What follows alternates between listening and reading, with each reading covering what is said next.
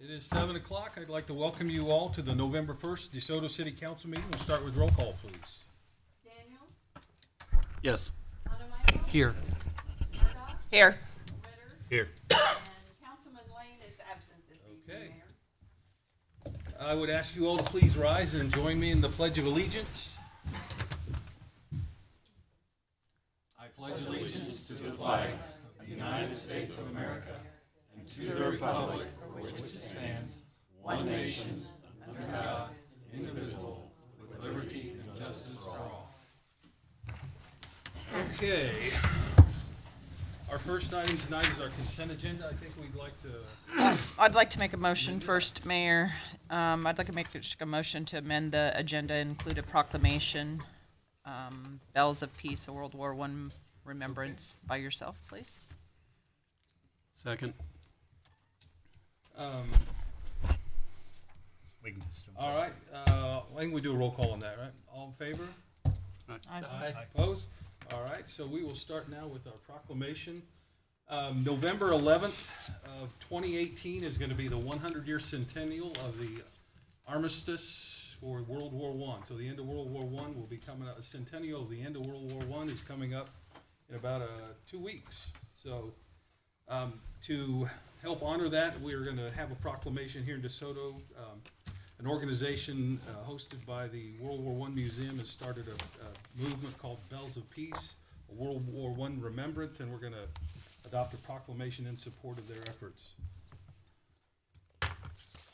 Bells of Peace, a World War I remembrance, a national tolling of the bells to honor those who served in the Great War. Whereas a century ago, 4.7 million American families sent their sons and daughters off to World War I, and whereas men and women from DeSoto, Kansas served selflessly and honorably in World War I, and whereas 116,516 Americans gave their lives in the war and more than 200,000 were wounded, whereas the tolling of the bells is a traditional expression of honor and remembrance, and whereas in November 2018 the world will commemorate the 100th anniversary of the armistice that ended the fighting in World War I at 11 a.m. November 11th, 1918, the 11th hour of the 11th day of the 11th month. Whereas on April 6th, 2018, the United States World War I Centennial Commission called upon all Americans across the nation to toll bells in remembrance of those who served in World War I on Armistice Day of November 11th, 2018. Now, therefore, be it resolved that the city of DeSoto, Kansas does hereby call upon Americans across the nation to toll bells in remembrance of those who served in World War I at 11 a.m. on November 11th, 2018. Thank you. So, if you want to go to the World War I site, you can see this World War I Bells of Peace remembrance. You can put an app on your phone if you're not going to be near a bell, and you can, at 11 a.m., you can toll the bells along with the rest of the world and to honor the armistice and those who served. All right, our consent agenda now.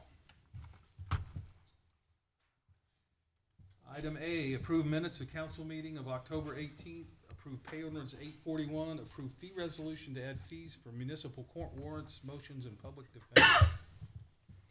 Mayor, that will be resolution number 1002. Okay. Any questions or discussion about the consent agenda? I'll make a motion, we approve the consent agenda. Second. Okay. We have a motion and a second. Roll call, please. Ritter? Yes. Daniels? Yes. Montemayor? Yes. Murdoch? Yes. Thank you, council. Motion carried. Okay. Item 1.5, approve pay ordinance number 841A.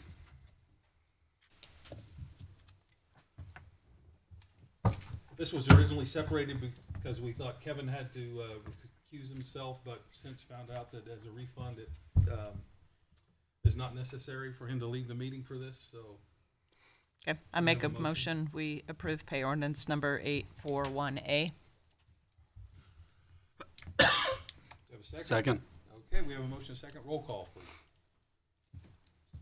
Montemayor? Yes. Ritter? Yes. Daniels? Yes. Yes. Thank you, council. Motion carried. Okay.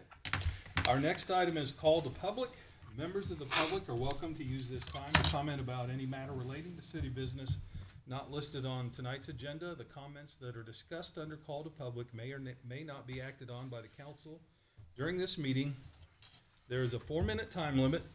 Please come to the podium and state your name and address if you wish to address the council. Anyone wish to? Okay. Ladies first. I saw your hand first, Matt. All right. I saw your hand first, so you're first. Thank you. My name is Frances Comer. I live at 8140 Kickapoo Street in DeSoto, Kansas. I'm here to find out how I need to proceed on a joint property owned by my mother. It is being encroached on by 3 different residents, and she had been bullied when she contacted the city administrator. He was asked her to leave his office. He was not going to discuss it with her. I have proof that the fence had been tore down and tire tracks over yard and grass. I want to know how we can remedy this situation. And I would originally come to the city council to ask before I got an attorney. Also, is the city's attorney present?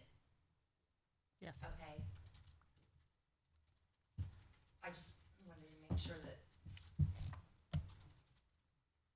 I'm happy to respond if Okay, Mayor. I get, just to let me understand, so, a property encroachment, so a property, a fence was on your mother's property and the fence was removed from the property by an adjoining property owner, is that what? That's correct, but there's also, and they seem to think it's their private driveway because they were told by an administrator by the name of Mike, which I don't know if you're the same one, but an administrator by the name of Mike. And I have documentation. I have photos of before and after. They've tore down the fence at approximately a guesstimation at 72 feet into to my mother's property, and there's 25 feet of my mother's property on the outside. I am listed as a co-owner on that property. What was the address again? It's 8140 Kickapoo Street. They believe they live at 8160 Kickapoo Street. However, that would be to the south of our property, not north. Is it what he has highlighted up there? Can you? Yes, that is the property. My mother put up a fence. They told her she could not enclose. There's 10 feet section where the Lawrences have ripped down the fence and drove through for the last few years since they've moved in. That was all grass property up to where you see it comes down into a Y. From there, it was all grass property. I do have an issue with the other 2 properties that have 10 to 15 different people come in. I don't have a problem with the people, okay? I do have a problem with liability issues, property we're taxed on, that we have no access to, okay? The Lawrences, I understand. The Lawrences live north of you, is that? Yes, they live. Okay. No. Was that the, oh, This No. is the Lawrence Lawrences property. Lawrences are live west? west of us. Okay. Their address at one time was 8160 Istis. There are pictures with the Johnson It's County just this Treasurer's down here. Office that shows that, where their entrance is at Istis. They still currently use Istis, but they believe that their property, they believe they live on 8160 Kickapoo. There is no such thing except that their utilities run to the south of 8140 Kickapoo, between the Diaz's property at 8170. So, How that's viable and how that's legal, I don't know. so What? on that question, then, what can you interject here, Patrick? Well, just to tell, it surprises a lot of people, but we at the city do not get involved in determining if someone is putting an improvement on their property. I mean, if we approve a permit, the instruction we give the building inspector or any official is, we certainly approve it from a paper standpoint, but as far as being out in the field and making sure, like this fence you're talking about, whose property that's on, the city does not get involved in. We don't determine, even if we knew, we don't say, look, just by the way, you're building on someone else's property. For this very reason that you're here, the city does but not. The city administrator, and they bullied my mother and told her she could not put a fence up across there. And I'd it like was to her respond a little bit, Certainly. if I could. And property. Miss Comer, Address him on that. yeah, I'm sorry, but it's been quite a while since I've spoken with you. I think probably maybe a number of years. I don't know what documentation My you have. mother has lived at that property for over 22 years. Okay, but the and last time I Lawrences have spoke not with even your been there mother, 10 years. I can't. Can I Let- just yeah, let's let- let me, because it's been a number of years since I do remember you coming into my office. I think it was before I was the administrator, maybe. It's been a number of years, a long time. You'd have to refresh my memory on when that exactly was. I recall the discuss. Just let me. I mean, I don't feel like I don't think I ever kicked anybody out of my office. Certainly wouldn't bully. I think maybe we came to the conclusion that, look, there's not a whole lot we can do for you for the reasons that the city attorney Oh, has I stated. think there's several different. But it's really, you'd have to refresh my memory on that taxes conversation. On square footage of property we cannot access. And if somebody Because got hurt there, it'd We're be our liable. It is a dispute that you have to take up at Johnson County District Court. We don't have the authority to resolve Right. your issue. And there's a reason for that, is because the city can't get on one side or the other. We don't make determinations on, that something's being done on your property or your neighbor's property. I understand So your you're frustration. saying that we will get an attorney, and if it comes to the city, I mean, I'll ask Mrs. Lawrence. Do If it. she can identify the person who informed them. She informed me that the city said it was their private driveway. And I tried to put the fence back up and she came screaming at me. I had a guy there to put it up for me. And I had all the wood. There's nothing else that we can do. They can't do nothing about it. Question on that parcel that's to the west, is that, it appears landlocked? Yeah, it does. Yeah. It does. Ben, now that driveway does go south to Istis. Is that a public street? Public or quasi? My presumption, no, this is not public right of way. So in terms of, is it city property? No. No. So there's no right- My presumption, a and as landlocked I parcel? recall, my presumption was that this property likely has access easements either to the south or possibly to the east. I couldn't say. We don't know. Yeah. We did a survey and title report and, Which would be part Yeah. of the boundary dispute. right, I do have that. That would all fall into the boundary. but not, Well, thank you. They're gonna look at what they're saying that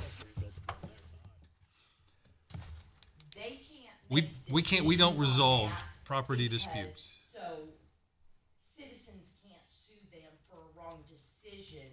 Do you understand what I'm saying? But apparently somebody at the city did make a decision and told them that it was okay. Well, I'm not. I wouldn't think assume you're- that. No. Right. And I obviously, this is the first I'm hearing it, but the only thing I can think of, we do have regulations that require any property has access to a public street.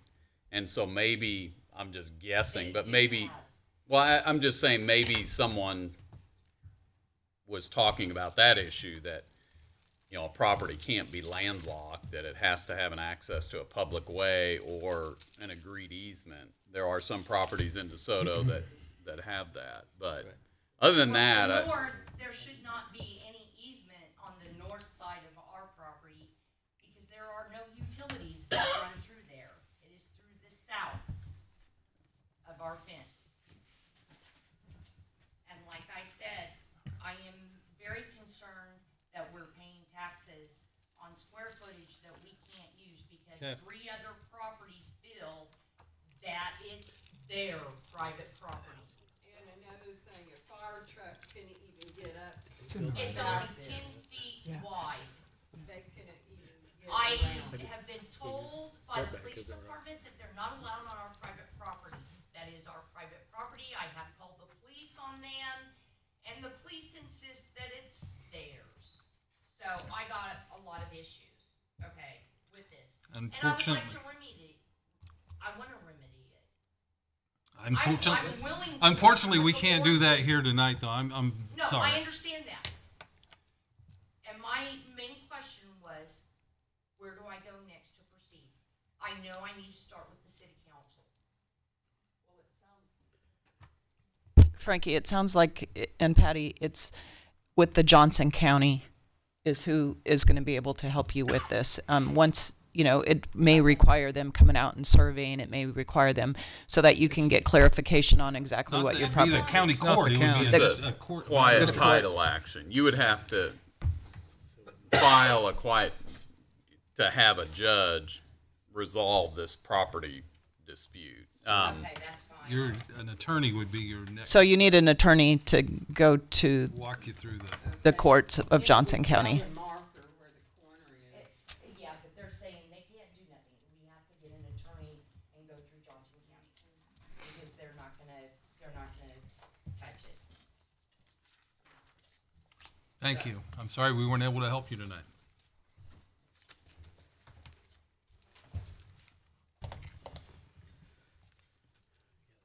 But if anybody's interested, I do have a current picture of where their driveway is, and the people have always used that prior.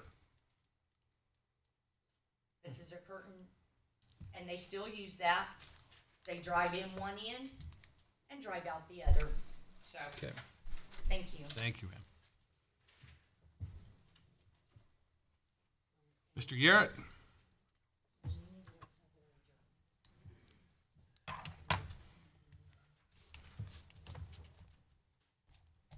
Tom Garrett, 8360 Wyandotte.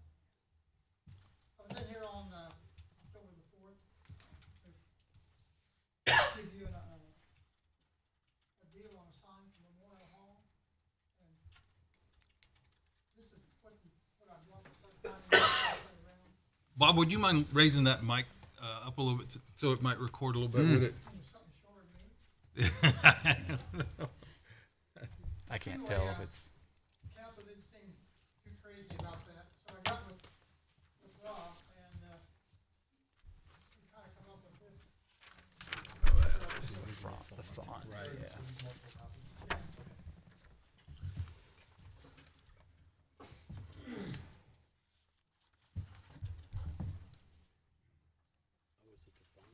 It was the font. I think we were looking for something closer to that original sign font that might have been on there. Oh, yeah. Feel like that better? Yeah, it looks like pretty close to the original. We can take her off to that.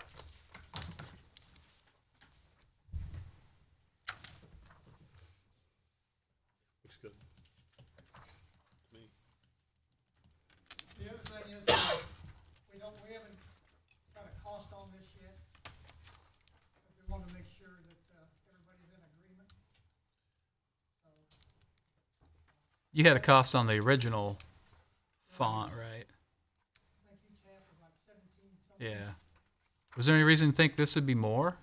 So I don't different know, font? I'm not gonna, I would assume we would still be in for, Somewhere in that ballpark. yeah, for half of so if everybody's in agreement with it, you would send me an email. If everybody's in agreement with it, and, Sure. Oh, with the font selection. Approve the Sure. yeah, and then encourage you then to go seek pricing on that, and then we can approve our Yeah. certainly. so that way everybody's on the same page. Yep, and we won't have great idea. any disagreements. Okay? I'll get All it right. to you. Thank you. Thank you, Bob. Good job, Rob. Anyone else wish to come on call to public? Heather?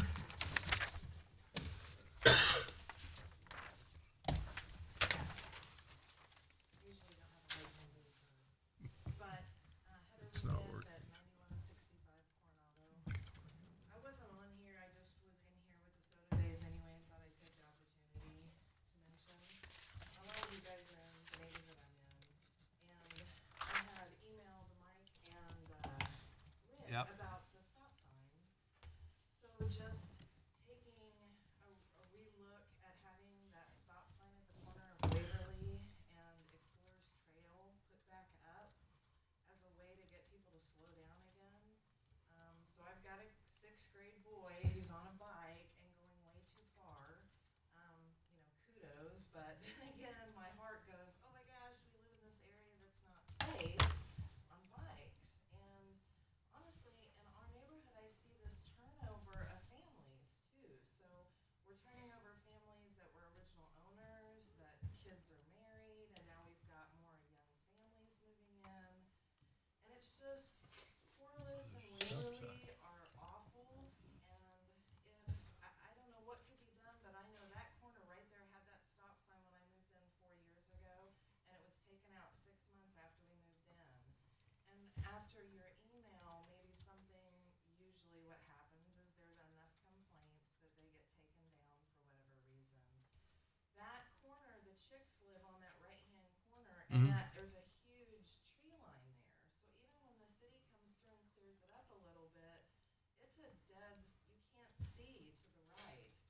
So I understand that it's only one way, and I understand that it doesn't necessarily stop people coming the other way. It makes people slow down.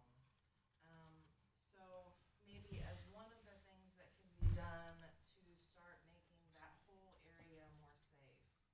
So, and where Rob is to Explorers Trail, I mean, we've got all kinds of families over there too, because my kids are friends and they can't even go to meet each other. So anything that can be done, that stop sign put back up, other signs put up, maybe bicycle friendly. I really don't know what is possible, but as a suggestion to look at this again, and it's a Okay. concern to me. So, Rick, you're biting your lip. Oh, I just because and I explained in the email, it's really not an intersection anymore. It's a curving road there. It's not an intersection. So it's the stops. I mean, traffic engineering practices and principles would tell you not to put a stop sign in at a point not at an intersection. We don't really have any intersection because the road is closed going to the west. It's just one road that heads east and then heads, or south and then heads east, so. You can't go with the momentum that it obviously, since it had a stop sign once before, is probably sitting, Yeah. the written is sitting somewhere. Does that make sense, since it's been done before? Yeah, I don't know why it went up before. Yeah, I think it went up. It was before I got here, but I think it was similar concerns maybe. Yeah. Yeah. We've tried to do a better job at keeping the vegetation on the corner down, Now this, I've seen that. it's better than this now. Yeah, it is Yeah. better than that. And maybe that isn't the answer for that neighborhood necessarily. It was just my Yeah. son. Yeah. Maybe other things that could be considered. So I just thought I'd mention that. There, yeah. I mean, I think it helped identify the road too. You had the road signage there on top. yeah. Yeah. I don't know if I do that's. agree, it is a very, whichever direction you're coming. Whichever direction you're coming from, it's, I mean, I obviously drive it multiple times every day, and it's, you have to be paying attention and hoping that the person coming, especially if you're going, Well, you have But to it's trust not that gonna make people a are driving in their difference. own lane. Right, I mean, and that's the maybe, issue. If people are coming fast and cutting the corner, that's when you have the issue. Well, and that stop sign there, if one was put there, will probably be paid attention to less than the stop sign at 87th and Corliss that people go flying 40 miles an hour through. Yeah, right, down on the hillside. Yeah, because my parents live at that corner, and That's not as blind. Even with the Craigwig's old property right there with their people tree just, line, that's people, not as people don't pay attention to the stop sign, though. yeah. Edge And, marking and this or is coming from kids that walk from that tree line across. So, All right, we will have our engineering staff review that, and Is Mike on that? that's Mike. Yeah. Well, Rick too. Thank you, Heather. Well, I think the point at any of those, whether it's 87th and Corliss or this one in Waverly, I mean, I don't think we should dismiss the opportunity to promote safety, particularly for kids on bicycles, Right. just because they may blow through it at one area. I think we, particularly with young families, I think we need to be conscious of how to promote I intersection wasn't safety. demeaning the concern at all. Was actually kind of addressing the fact that traffic in that whole neighborhood doesn't pay attention to Yeah. things like signs, because I know we've contacted the sheriff's department multiple times to watch that A7th and Corliss, and they do for a while, but some of the people that live on Explorers Trail, especially the younger ones, they'll be flying through their 45 miles an hour and will not stop or slow. And So- that's another street that, you routinely see people walking dogs and, out on those areas. And so I think, just if we want to be sensitive to young families, I think we need to be sensitive not just to vehicles at those areas, but a kid, a bike or something like that. So. Okay. Anyone else wish to address the council tonight? All right. Seeing none, we will move on to old business. Number 3, consider 2019 sheriff's contract. Yes, council, this is an annual ritual we do along about November or December, annual contract for the sheriff's patrolling of the city. We talked about this a little bit when we did the budget for 2019. We did have the estimated price tag of the $503,671. This is exactly what we had expected.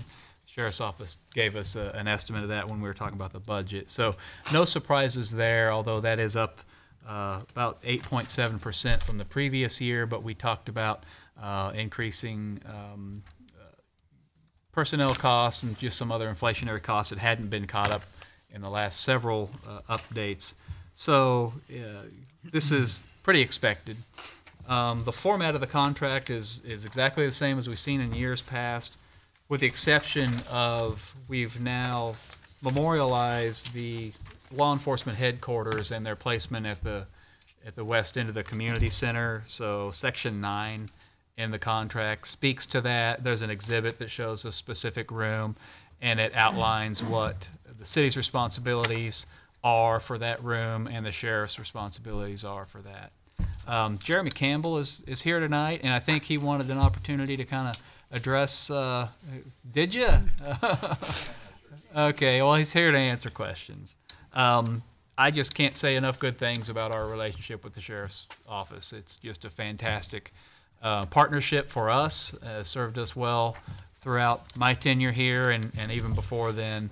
I think we'd be very hard-pressed to field a comparable police department for this money. So I'll leave it up for questions. Questions for Mike or Jeremy? I don't have any questions. I simply have a comment. I've been attending the League of Kansas Municipalities events, a lot of the social networking, things like that. And the more and more, I've volunteered with the Sheriff's Department for over 10 years now. I appreciate them. I've gotten to know them. They're great people. On short notice, their CSI department's helping us out, putting on our presentation to scouts this weekend with 3 days' notice. But as I attend the events, the number one or number two topics that come up with other council members and mayors from small towns is police department. Police chief, all the other issues, costs, things like that. And the more I've been around other city managers, city mayors, and council members, this sheriff's department, for the price we pay and for what we get, serves us extremely well. And we could not do better otherwise in the issues I've got. One town of 3,000 has 9 police officers. 9. So I'm fully supportive behind the sheriff's department and what we've got here. It serves us extremely well. The more and more I see what other cities deal with.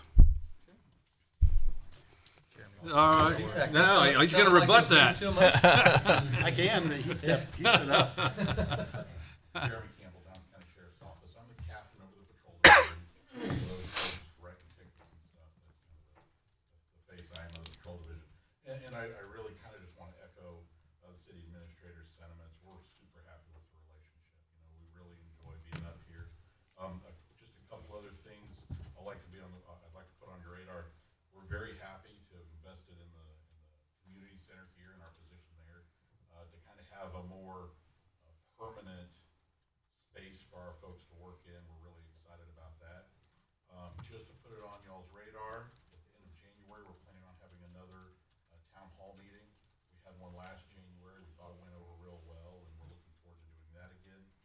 And the third and last thing to put on your radar, the contract deputy we have up here, the contract calls for an extra body for 40 hours every week. That position is getting, the person currently filling that position is possibly getting promoted in the next 12 months, and we're probably going to be seeking input from the council as far as the replacement for that body. So, yeah, I think we've really been working well together. We're enjoying on our end. I'm glad to hear you guys are happy. You know, we hope the community's happy with the service. I've already made some notes about 87 list. Other stop sign there. So, yeah. Just appreciate it, really. Thank you. I make a motion we approve. Second. Okay, we have a motion and a second. Roll call, please. Yes. Yes. Yes. Yes. Yes. I don't vote on that. He doesn't vote on this, sheriff. But I wholeheartedly endorse the sheriff's department and the contract, even though I don't get a vote. You do on the charter ordinance. All right. New business, DeSoto Days recap, presented by Bob Zindler, Finance Chairman. Step on up, Bob.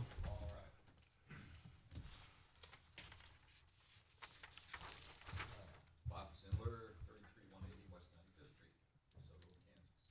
Talking about annual things we do, here we are, okay. You've all got the financials that we gave out for your packet. Just had a few highlights I'd like to just, in reference to those things. This was the first year with the new funding formula,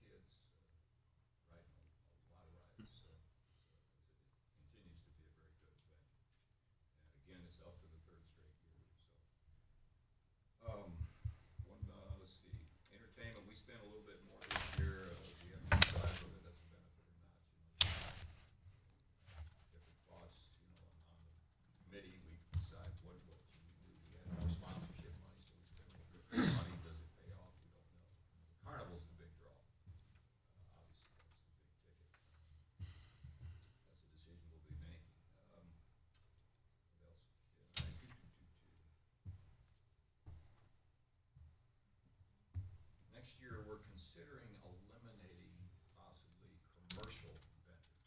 Like now we'll have people like window companies or what have you at the festival. They'll buy a booth. And we're considering doing away with that and keeping it more on a personal basis rather than being so commercial. Number one, we're kind of running out of space. We have more people wanting space than we have. Parks works, it works for the carnival, it works for us. So how are we gonna manage that is yet to be determined, but that's one suggestion. Does council have any problem with something like that? I don't.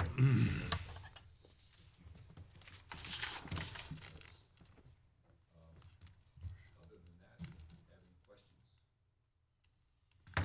No, I just like to congratulate the group again on another, as a, great event again this year, and evidenced by your success and your numbers, and very nice. Thank you for your hard work. Council or the committee does all the work. I just the numbers. You know those numbers, guys. I saw you playing in the band, Bob. You were working pretty hard on that parade. Anyway, if I can, I'm gonna be excused and go to practice. Certainly. Thank you. Thank you, Bob. Okay.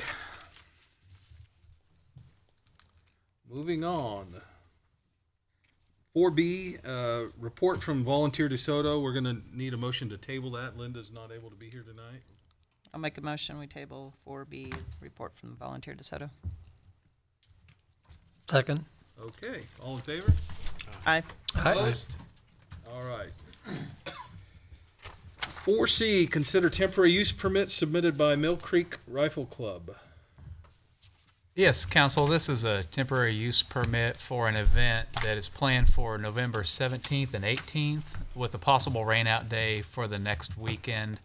Essentially, the need for the temporary use permit is because the gun club wants to set up a temporary long range target or range for that weekend that will involve them being on the adjacent property to the south and closing Gardner Road for a quarter mile south of its current terminus, which is essentially the gun club gate. I've got a map showing up here. North here is to the left. It's a pet peeve of mine. I don't like that, but north is to the left. It shows the gun club here at the upper left portion of the screen, the existing entry, the gate, and then the ranges are up in here. This long range is 1,100 yards, so it'll go down on the adjacent property to the south. And then the road closure, Gardner Road here, would be this quarter mile. The gun club does have a short-term lease to be on this property to the south. They've gotten consent, obviously, of the owner over here, Zimmerman, and they've gotten consent of there's a model aircraft flying field that's right about in that area. Everybody's consent has been obtained for the road closure. Because this does involve a road closure and is outside the boundaries of their current use permit for the gun range, it does require this temporary permit. We do have a member of the gun club here to answer any questions you might have for them, but this does require council approval, and the application fee's been paid, and we are recommending approval of the permit. Questions for Mike or the applicant? So with the road closure, is that just like at a certain point in time? Are there not going to be vehicles back there at all, or how will? So my understanding is that the road will be closed for the time that they're operating the event. So it'll be sun up to sundown, essentially 8 a.m. to 4 p.m. And VTech, maybe you could address that a little more thoroughly than I can.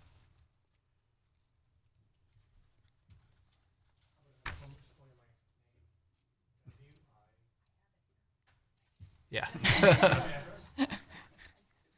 It's on your application. Thank you, sir. Well, I'm just wondering, if traffic during the people that are participating, they won't be getting their vehicles in there or anything?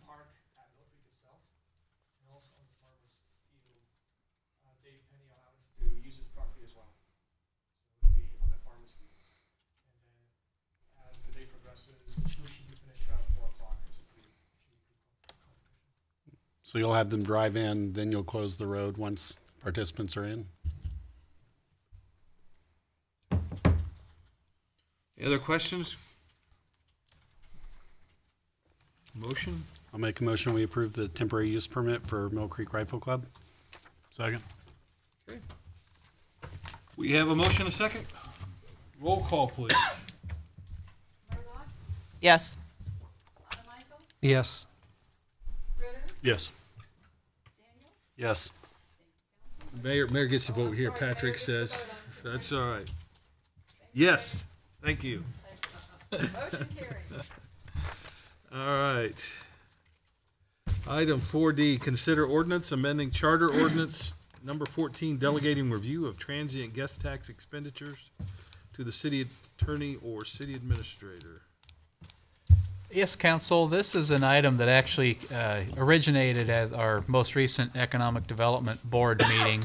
The Chamber wants to enter into an agreement with Sunflower Publishing to publish a new and updated and improved version of the Chamber Directory. And the expense is a little over $6,000. But as we discuss the expense part, there's an opportunity for the Chamber to be reimbursed some or all of those expenses through ad sales in the new publication, which brought about a question of the use of transient guest tax and whether it's okay to use it for that, assuming that the Chamber will get the revenues back, possibly all of the revenues back, for their use in their general budget. So we posed that question to Patrick, which triggered him to look into the issue a little more deeply and recommend to us that the way we've been allocating the funds on a lump sum basis to the EDC or Chamber the last couple years, actually with a review by myself or Patrick, we need to codify that in our ordinance. Prior to 2017, Sarah would come up at the beginning of the year in January, February usually, and list out a list of specific expenses that she wanted to do with the transient guest tax throughout the year, and the council would approve that, and then she'd go on. 2017, we decided to allow her more flexibility in that process and to change priorities throughout the year, that we would just give the allocation as a lump sum, and that as each expense was occurred or proposed, she would run that by Patrick or myself to make sure that it's eligible for transient gas tax. We still want to do it that way, but our charter ordinance says specifically that transient gas tax funds will be approved by the council. So the ordinance for consideration will essentially allow us to do that as we practice the last couple years. It does say that the review has to be done by the city administrator and city attorney. So it wouldn't be Patrick or myself, it's both of us, which I think is another level of protection there. And as to the question about the Chamber getting revenues back from the ad sales, Patrick indicated that that's not really a legal concern, that'd be okay. Anything to add? No, I think Mike covered it. Okay. Questions? Comments? I mean, this is truly for the community guide too, right? It's, yeah, this is, yeah. So, I mean, it's more of a EDC use too as well, right? Yeah. It's a community marketing And I'm tool. sorry, I forgot to mention, because the charter ordinance needs a 60-day waiting period to allow the Chamber to move forward, we asking for a specific approval of that expense for that publication, $62.50. So we need two motions, one for the ordinance and Yeah. one for the expenditure. So I'd like to start with making a motion. We approve the $6,250 to for the directory publication. Second. Okay. Any questions or discussion of the motion? Mr. Hanemichael. You were the second. Oh, okay. Thought you were calling me out. Yeah, we're gonna go. We're calling you out on this. No, now we'll do roll call, please. Daniels, Yes. Ritter, Yes. Yes. Yes. Okay. Now, do we want to tackle the? Now I'd like to make a motion, we amend Charter Ordinance number 14, delegating review of transient guest tax expenditures to the city attorney or city administrator. This will be Charter Ordinance number 26. I'll second. Okay, we have a motion and a second. Roll call, please. Yes. Daniels, Yes. Ritter, Yes. Murdoch, Yes. Mayor. Yes. Thank you.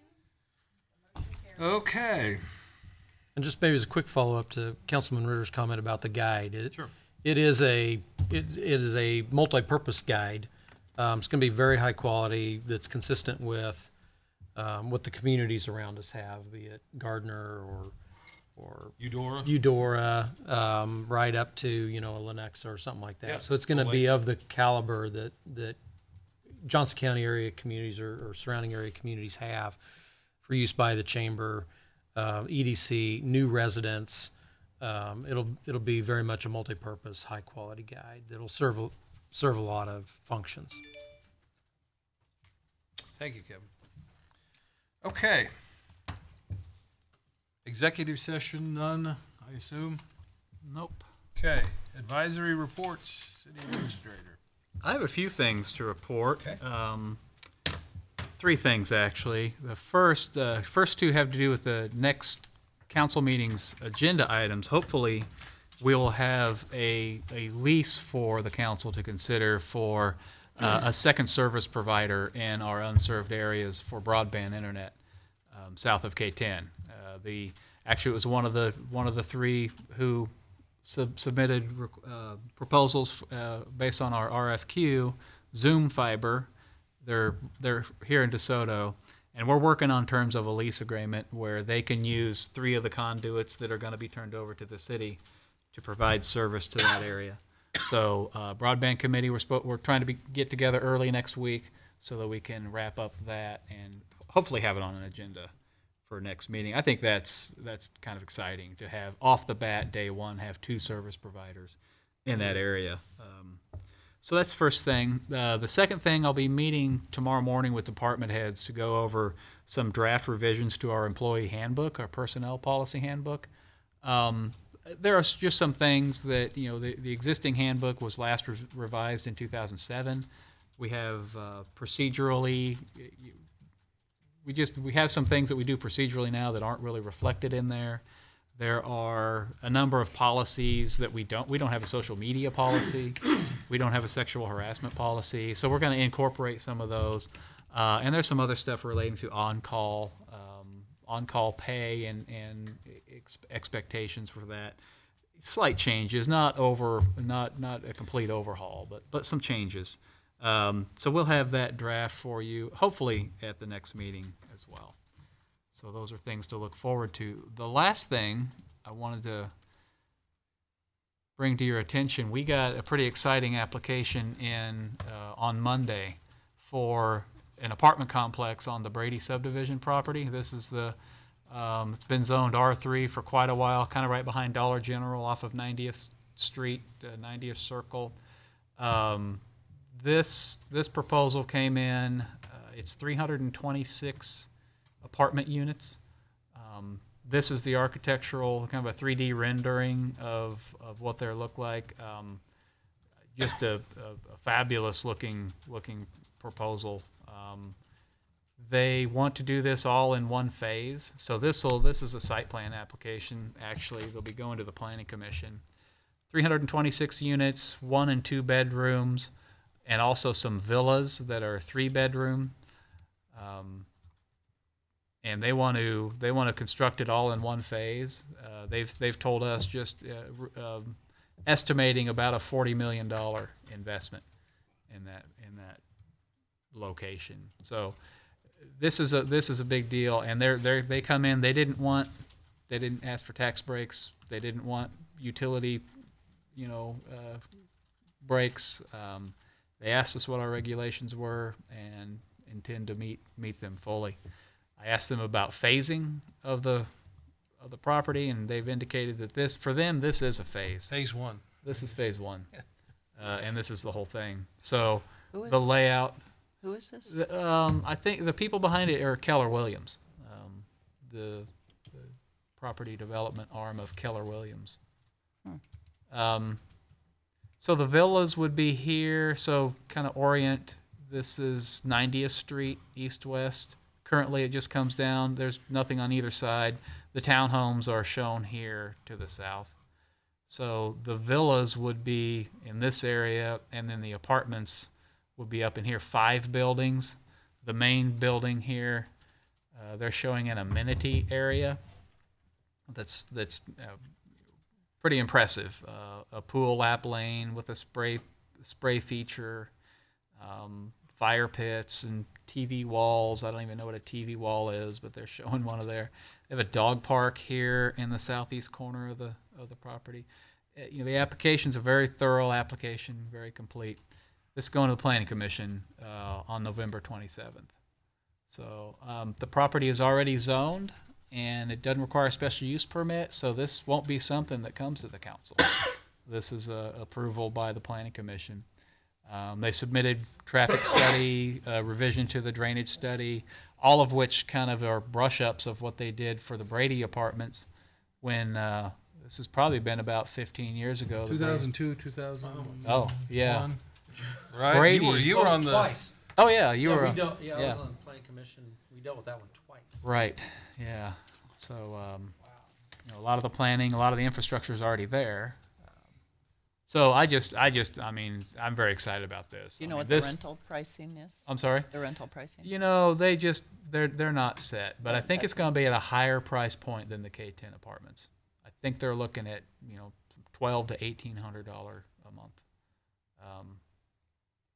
I'm sure the school district's aware of this looming out there. Not to my knowledge.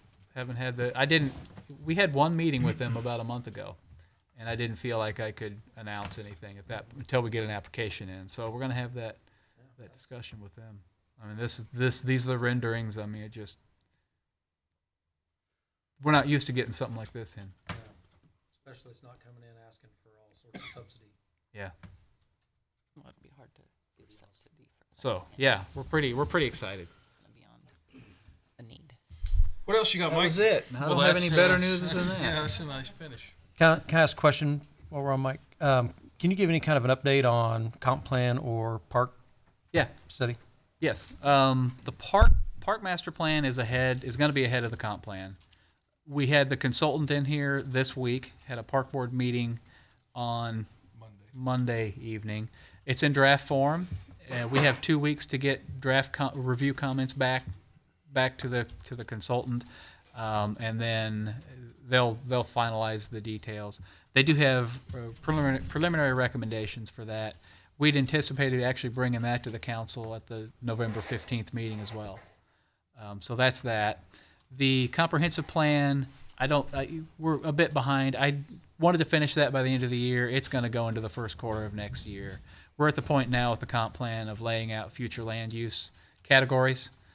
So all the demographics and existing condition stuff is done. We have those chapters under review, but we're still several chapters away from that. And I think it'll be at least February before we have something. We'll be talking about that also at the Planning Commission meeting in November, future land use stuff. And I assume that's going to be at least a couple month discussion there at the Planning Commission. So after the first of the year. Okay.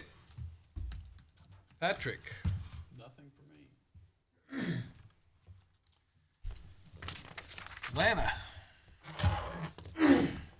At your table tonight, you found the invitation for the Council of Mayors Holiday Social and Dinner.